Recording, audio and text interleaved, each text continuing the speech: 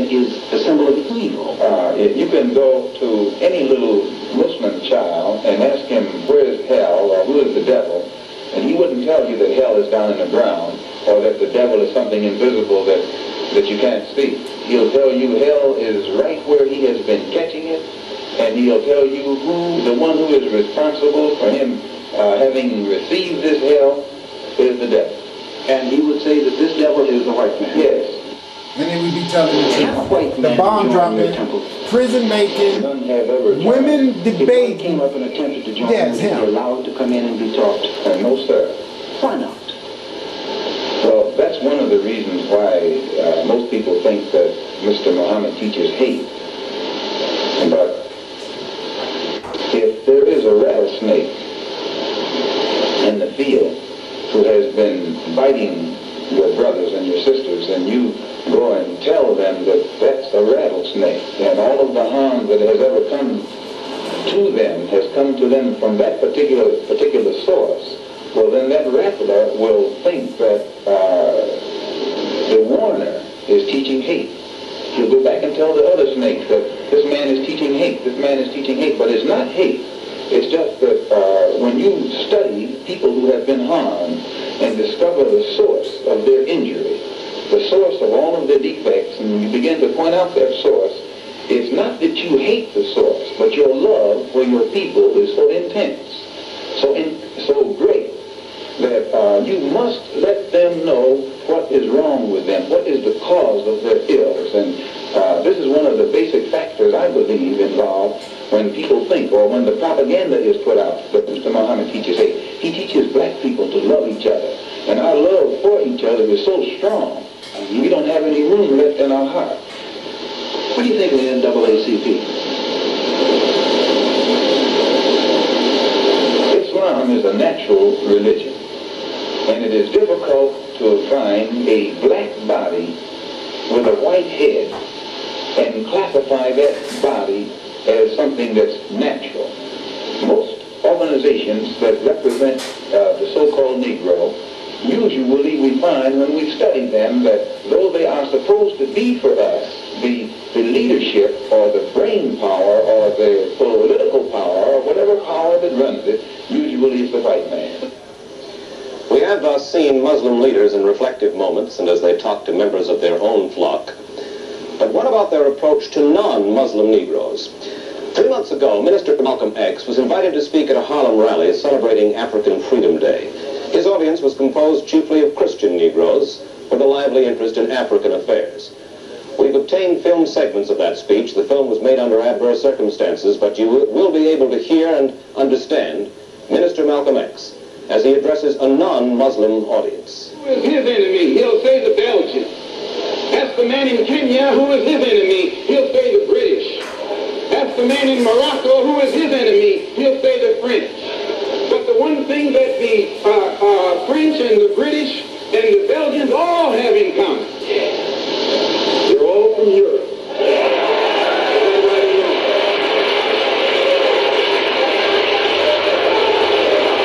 How could so few white people rule so many black people? This is the thing you should want to know. How could so few? The white man today will tell you that thousands of years ago, the black man in Africa was living in palaces. The black man in Africa was wearing silk. The black man in Africa was cooking and seasoning his food. The black man in Africa had mastered the arts and the sciences. He knew the course of the stars in the universe before the man up in Europe knew that the earth wasn't flat. So they're right or wrong. Then if the black man in Africa had reached such a high state of civilization so long ago, at a time when the people of Europe were crawling on their all fours, what happened to make these people or enable these people to come out of the cave and come down into our civilization and take it over and reach us to the clouds? What happened? How did they do it? I'll tell you how they did it. We were some very concerned people about them because they kept coming around, intercepting our convoys, jumping people on the roads. all kinds of stuff. We constantly had to dispatch people to go find bandits and all kind of shit. They're kidnapping women, raping people.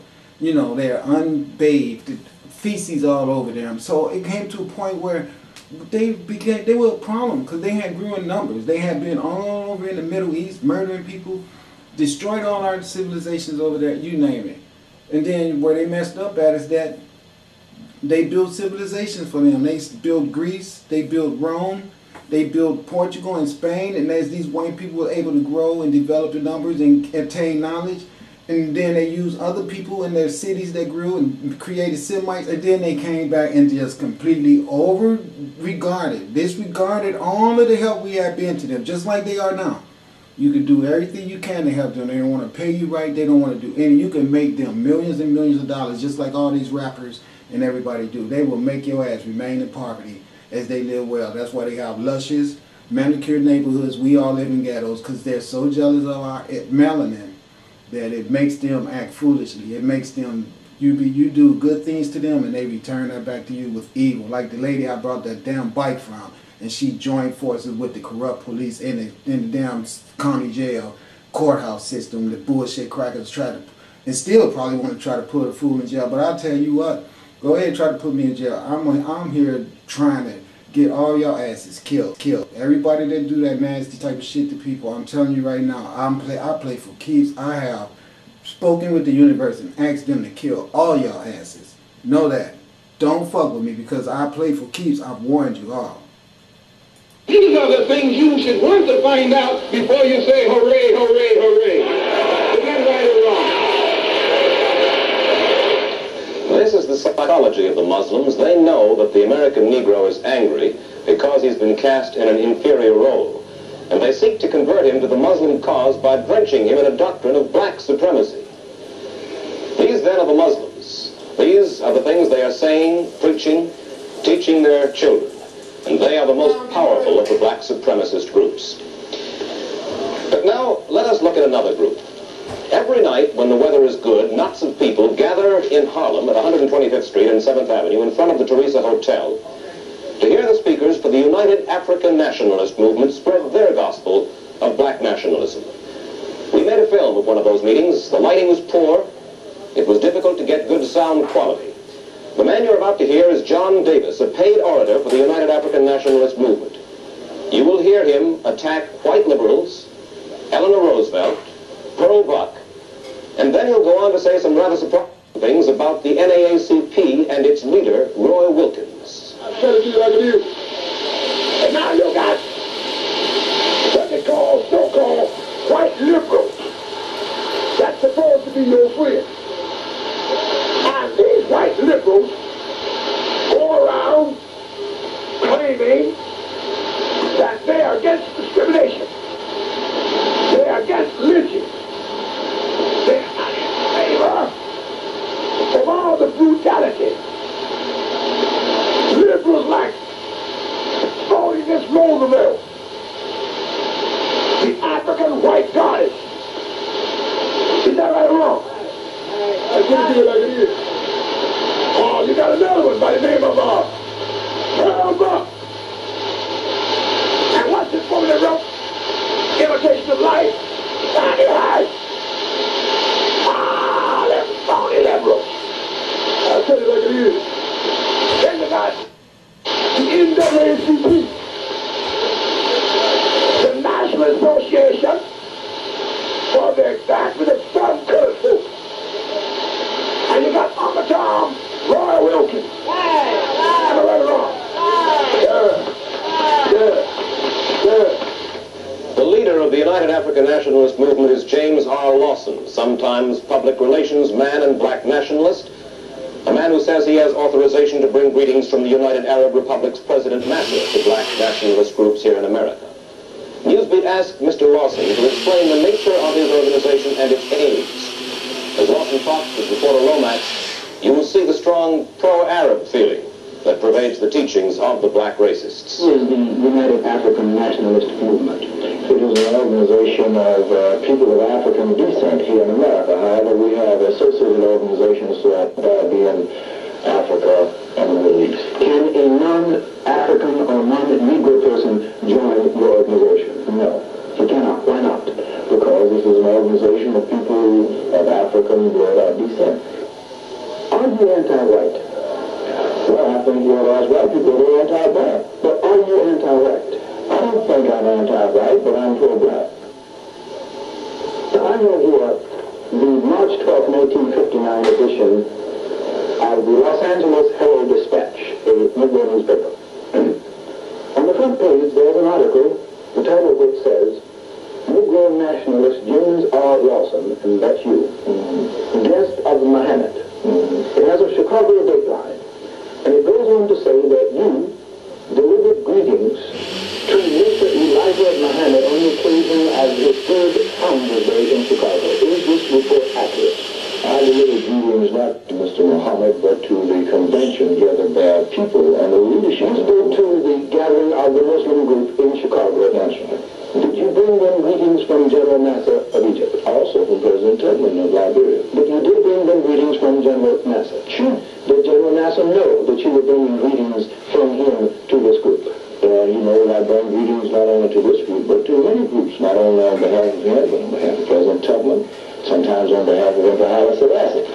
Any group of people gathered of African descent. Did General Nasser recently invite you to come to Egypt as his guest? Certainly. Are you going? I may.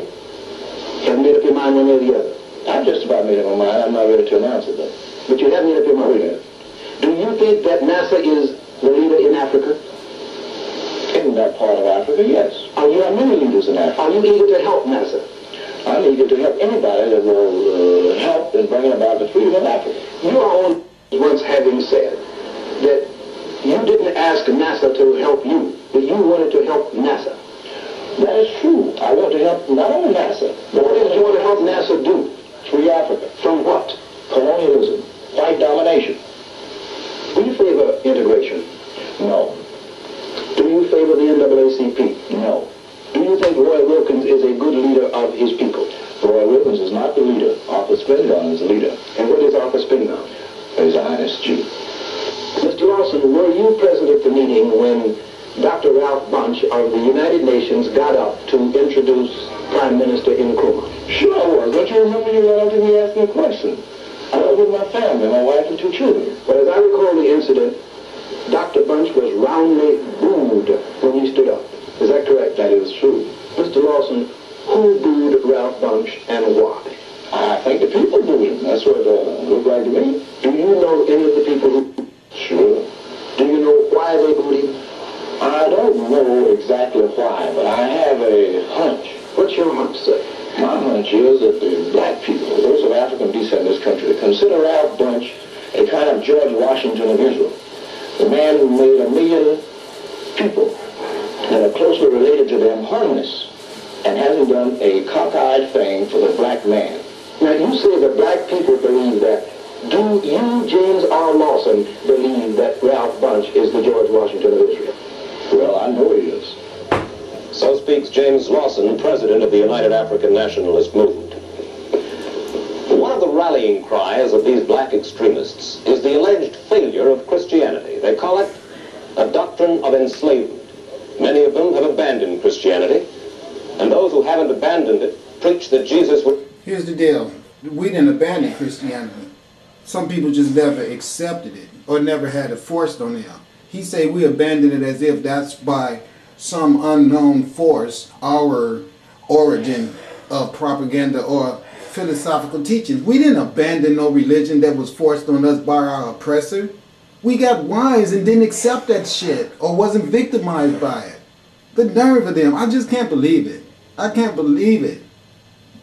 Now, he's doing that to make it seem like by us choosing Islam or being Muslims, we turned our back on Christianity when he know Christianity was the launching system of our oppression.